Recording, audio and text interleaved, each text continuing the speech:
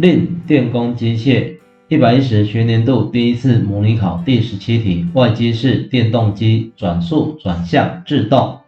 第17题题目有关直流外机式电动机运转于额电负载下的特性叙述，何者错误？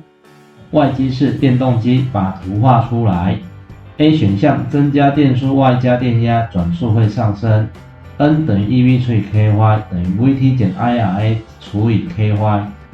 当我外加电压 Vt 上升时，根据公式 Vt 上升，转速 N 上升，所以这个选项是正确的。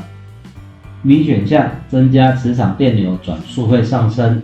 磁场电流 RF 增加 ，YF 增加 ，YF 增加 ，Y 增加 ，N 就会下降，所以这个选项是错误的。C 选项改变磁场电流或电输电流方向，转向会改变。转向就看公式 T 等于 KYIA， 当 Y 改变时 T 就变成负的，或者 IA 改变时 T 也变成负的，所以改变磁场电流或电输电流就会改变转向，这是对的。当电动机转轴转速过高，反电势大于端电压时，电动机产生发电的现象称为再生制动，这是对的。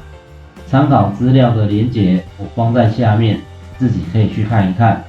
这是张雅君老师的连结，同学可以自己参考看看。这是另外一个影片，讲3项感应电动机的制动，所以这一题的答案为 B， 谢谢大家。